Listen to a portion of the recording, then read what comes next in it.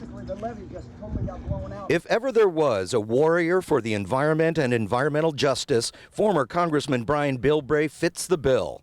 Going all the way back to 1980, when he was a 27-year-old mayor of Imperial Beach, he tried to stop the poop from flowing over the border by backing up the Tijuana River with heavy machinery, and unfortunately it didn't work. So the federal government is not only ignoring a problem that's been here 90 years. It's 90 years of the rights of the people in the South Bay being violated by the federal government not enforcing the environmental laws equally as required by the 14th Amendment.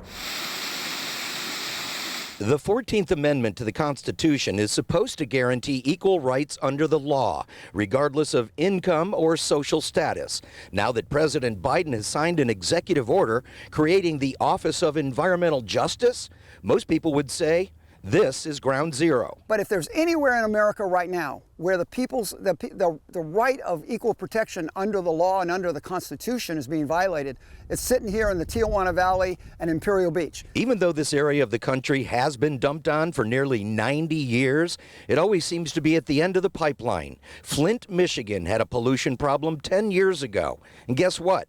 The federal government made this a priority under the 14th Amendment for equal protection. Flint, Michigan did the right thing that we've been trying to tell people is it's the 14th Amendment. It's equal protection issue. Flint, Michigan did it and got $600 million in a matter of a couple of years. It didn't take them 90 years for the courts to recognize that their environmental justice was being violated, that equal protection was being violated. Being so far away from the decision makers certainly does not help. Out of sight and out of mind. Most people in Washington probably couldn't find us on a map if they tried.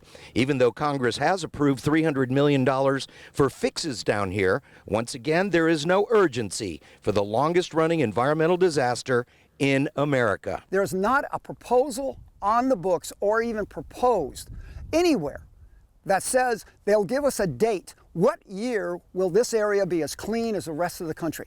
What year will the Clean Water Act stop being violated here? And what year will the 14th Amendment stop being violated in this neighborhood?